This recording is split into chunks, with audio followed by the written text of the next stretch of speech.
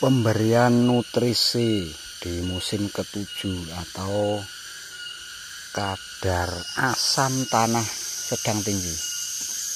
Nah, untuk langkahnya dikapur dulu di bawah dolomit ya.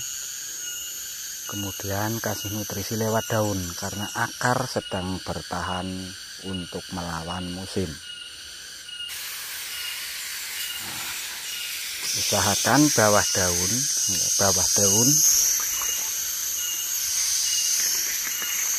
Nah, ini akan membantu pengasupan atau suplai nutrisi bawah daun ya. Oke, seperti ini. Nah, di musim ke-7 atau curah hujan yang cukup tinggi itu mengakibatkan pH tanah turun dan kadar asam dalam tanah tinggi.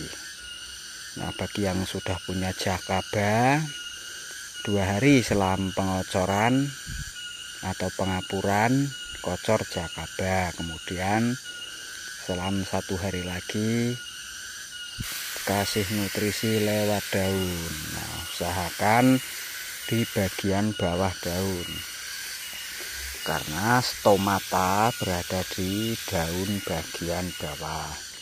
Beda halnya dengan pengaplikasian PSB atau bakteri fotosintesis. Nah, PSB itu diusahakan di atas daun, dan aplikasi PSB itu pagi atau enggak siang karena berhubungan dengan fotosintesis. Nah, kemudian untuk pengaplikasian nutrisi melalui daun itu waktunya pagi dan sore, di mana stomata tanaman itu sedang terbuka. Jadi ya jangan takut kelilipan ya kalau pemberian nutrisi pas stomata terbuka itu malah bagus karena tanaman-tanaman itu sudah memakai kacamata, jadi nggak bakal kelilipan ya kira-kira seperti itulah ya. Ada vanili, ada kemukus, ada lada. Nah, di sini saya tidak menggunakan bahan kimia, juga bukan bahan pabrikan. Nah, di sini aku menggunakan PGBR yang saya campur atau mix ya, bahasanya itu di mix dengan asam amino. Nah, dimana PGBR-nya saya buat sendiri, asam aminonya juga seperti itu saya buat sendiri.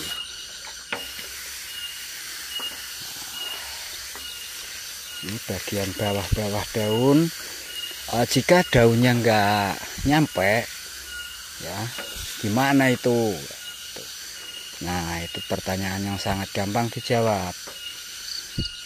Ya, karena bila tidak nyampe di daun, maka pemberian nutrisi bisa melalui batang pohonnya. Nah, waktunya sama aja. Seperti ini. Usahakan tepat di bawah daun. Ya, walaupun ada yang kena di atas daun, nggak ada masalah, dalam artian nggak ada efek. Nah, kapol juga nggak ada masalah disemprot ini. Nah, sambil diamati silahkan. Ini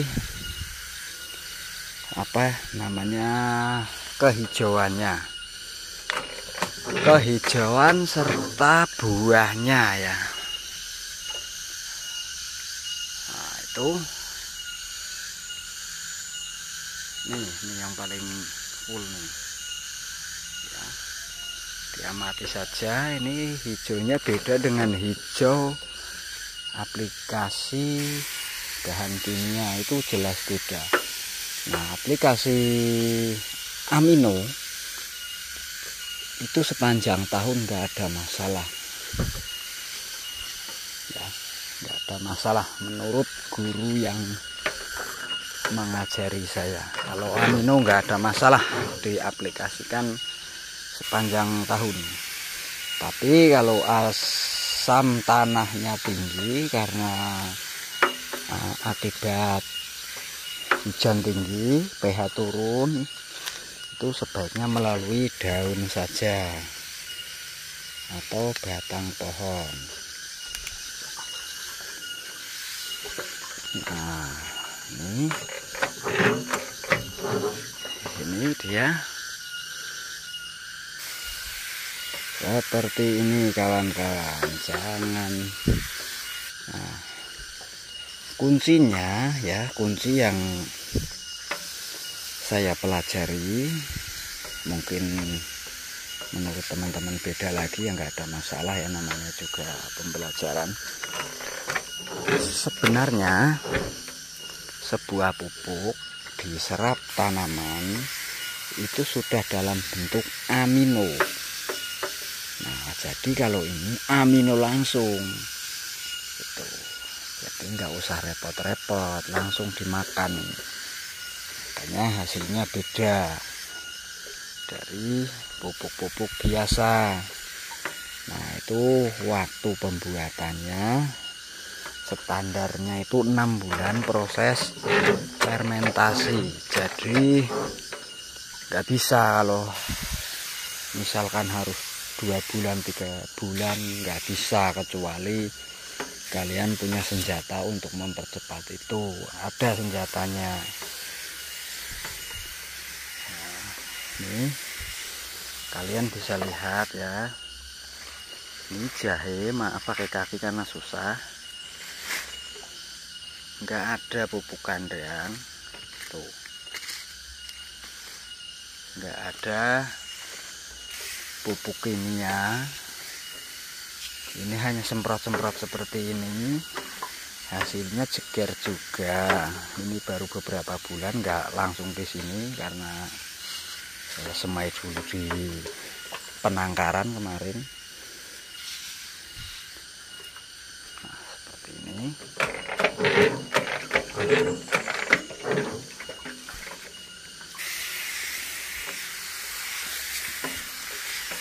Nih, silahkan dilihat, subur-subur tanpa pupuk ya, pupuk padat maksudnya.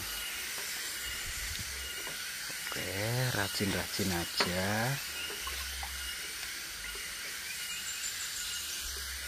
Nah, ini seperti ini.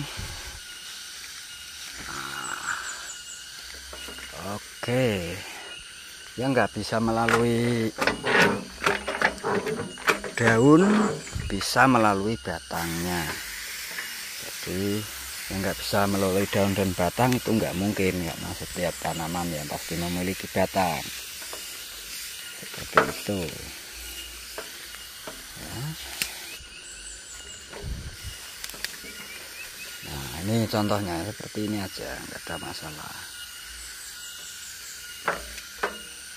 Oke, batangnya ini batang tua ya, batang tua remaja lagi, nih tumbuh gigi lagi, nggak seperti yang nyemprot ini, nggak tumbuh gigi lagi ya. Ini udah protol tapi sudah tumbuh lagi. Nih, nggak percaya, ini aja udah nggak beli, nggak ribet ya. Ribet ya kalau yang nggak biasa, tapi yang jelas bagi saya nggak beli. Hasilnya dari tadi kalian harusnya sudah tahu lah, menyaksikan ya seperti apa hasilnya. Nah, itu kapol. Nah, ini ya, aduh, tuh hasilnya kira-kira bagaimana guys? Kalau seperti ini apa masih mau beli-beli? Bagi yang banyak duit dan nggak mau repot ya, saya juga mau beli kalau sebenarnya kalau banyak duit. Tapi karena nggak banyak duit ya harus bikin. Nanti saya tunjukkan wujudnya yang sudah dioplos seperti apa. Sapi tua bisa tumbuh lagi, jangan khawatir. Batangnya dikasih makan. Nah, seperti itu aja, nggak usah repot-repot. Nih, kantor kami yang baru.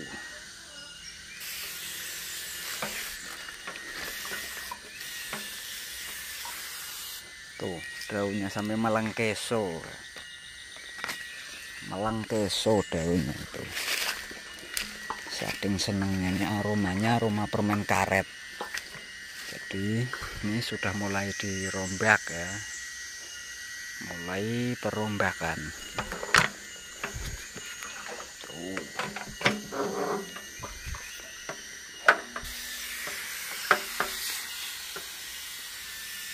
Ya, terus dikasih makan. Mumpung nggak turun hujan ini.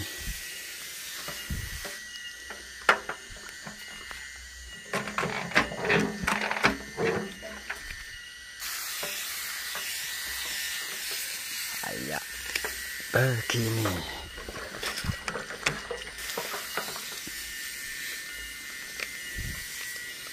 Nah, PGBR itu apa ya bahasa Inggrisnya, saya nggak tahu sih. Pokoknya intinya Rhizoma bacteria yang dikembangkan dari bakteri yang ada atau hidup di sekitar perakaran pohon bambu. Bisa juga sih pakai pohon kelapa. Nggak ada masalah pakai pohon kelapa ya, akar pohon kelapa. Tapi kalau saya suka yang pohon bambu. Nah, usahakan stomatanya ya. Jangan takut tanamannya nanti kelilipan.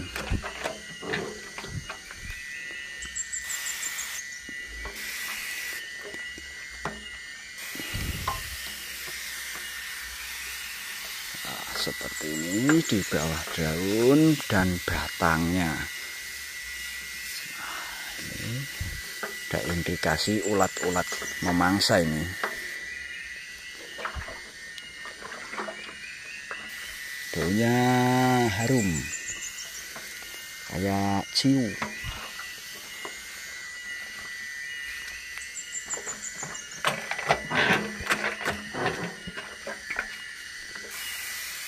Ya, vanila, lada. Nah, ini solusi bagi petani karena sekarang pupuk subsidi dicabut. Biarpun harus pakai kartu tani, nggak semua orang punya kartu itu. Dan ya, yang jelas nggak seperti ini.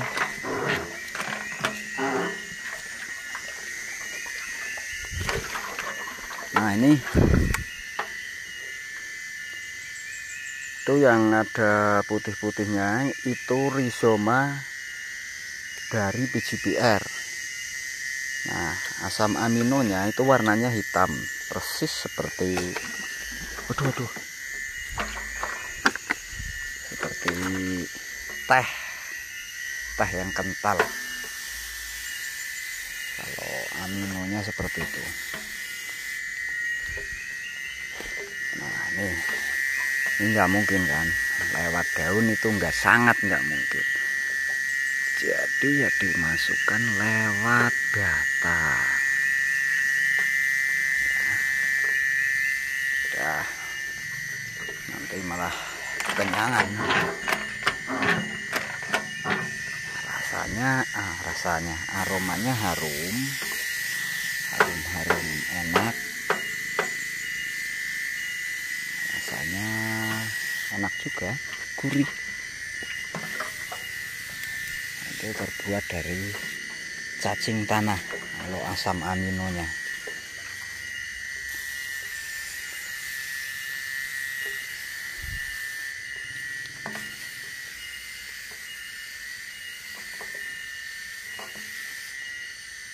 Oke, itu saja. Mau ngisi lagi nih, jauh ngisinya.